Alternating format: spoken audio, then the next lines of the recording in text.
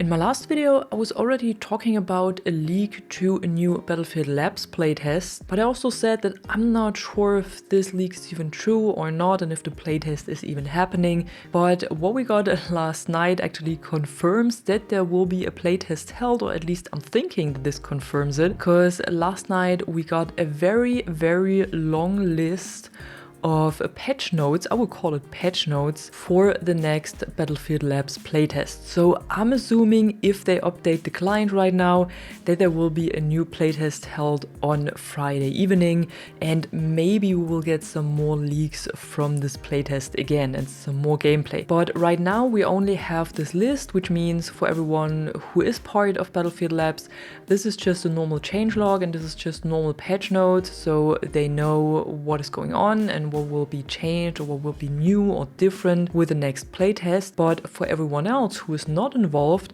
this is actually a list of mechanics that were officially confirmed now, or kind of officially confirmed for the next Battlefield game, and some of them are quite interesting. So first of all, you can be run over while using a stationary weapon. Then first-person takedowns are possible on moving platforms. So probably when you're standing on a tank or something, because Battlefield is not a platformer, so I can't imagine when you would be standing on a moving platform, except for maybe when destruction plays a role. Then another point says enemy kits can be picked up now, providing more consistency in the pickup flow. So you can pick up weapon kits, or you can pick up full loadout kits from your enemies and probably also from your friends.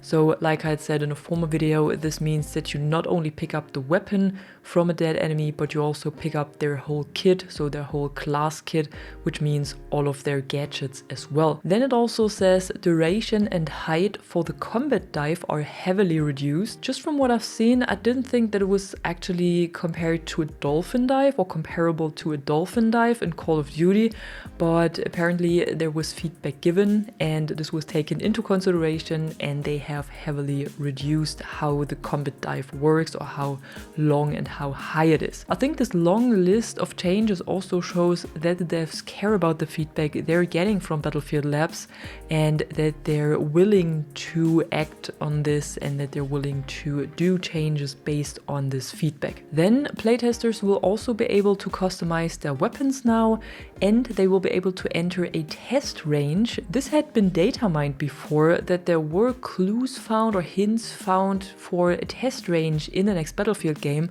but apparently there is a test range and you can access it right away through the weapon customization menu. So probably in a similar style to Call of Duty. Gadgets and spawn beacons can also be repaired with a repair tool, similar like it was in Battlefield 2042. Then there were improvements made to the weapon mounting functionality. So weapon mounting is now confirmed as well, which probably means that you can mount your weapon on an obstacle or on a wall or something and be more stable in shooting.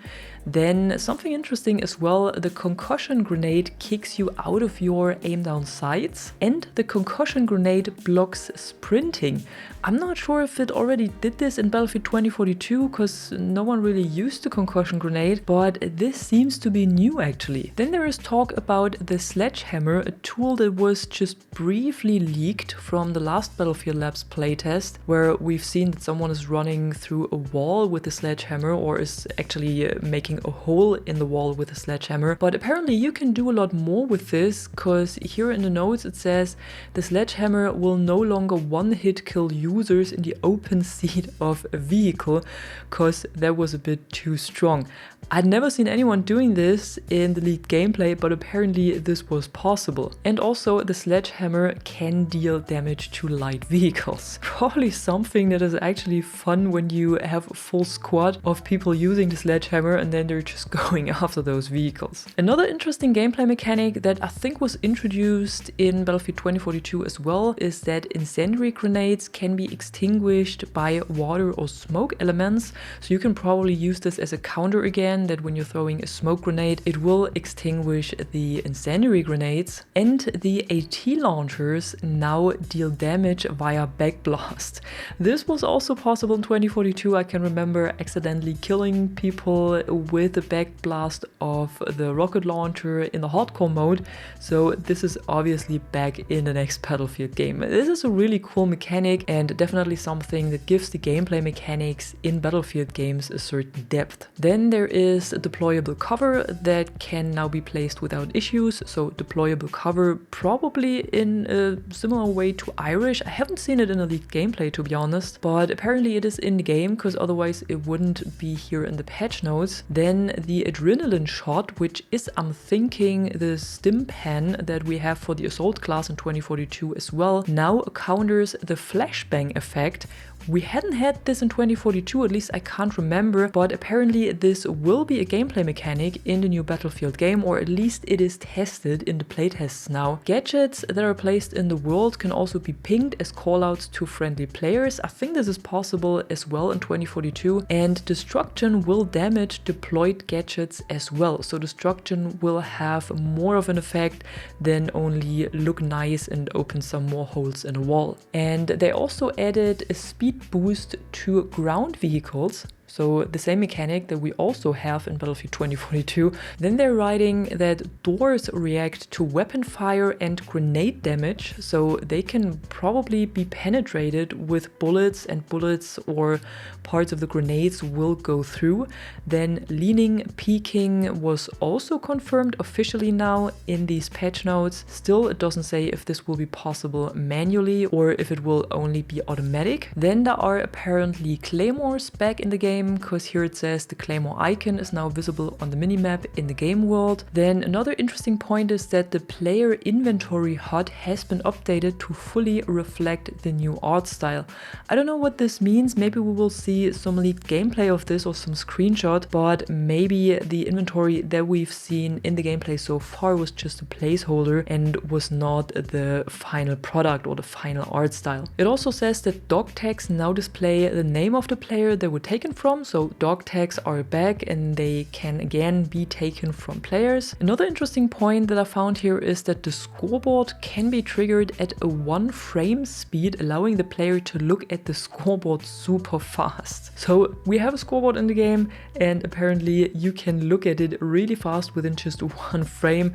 I'm not sure if this is important or not, because I'm usually not really looking at the scoreboard. And then they've also did several fixes and improvements to the audio. For example, weapon audio has been improved, or the footstep audio has been improved, which I think is really important, especially in a shooter game, that you are able to hear footsteps and to hear enemies that are running towards you or running on the other side of the wall, for example. And footsteps is often a problem, so it's good to see that the devs put focus on this and are trying to adjust this early on. And then there were also some more changes made to the video and visual effects, but these are really just fixes and not really something specific or something that gives away a gameplay mechanic. Something that is interesting though is at the network and matchmaking part, because here it says end of round stay with squad matchmaking now works as intended, which probably means that if you have found a good squad during a match, you will be able to stay with them and proceed to the next match with them, and you won't be pulled out of that squad and matchmade into a completely new squad in the next game. It still doesn't mean that we're getting a server browser. I know this is a huge topic in the community and there was a lot of talk about this, especially after this whole topic that the game might have SBMM, and then David Sirland stepped in and said no, there is no SBMM in the game. There's only the typical matchmaking and team balancing that we've already had in 2042. So now there is this discussion that people want a server browser instead of a matchmaking, but it looks like we can at least stay with a good squad that we found and go with them into the next match. And yeah, that was it for today. Really a long list of changes and of improvements, and so far it reads pretty good. Quite some interesting changes and also quite some interesting mechanics, and I don't really want to be hyped for this game, and I'm really cautious about it, and let's just play it and see how it is before I really want to have an opinion on it. But just from what we've seen so far and how they take feedback, or probably feedback, into consideration and do improvements and changes and tweaks and everything, it looks more promising. I'm just saying that it looks more promising that Battlefield 2042 did. But yeah, tell me what you think about this in the comments below, and if you enjoyed the video, don't forget to drop a like and subscribe, and I'm gonna see you in the next one. I'm Catwoman and you are awesome.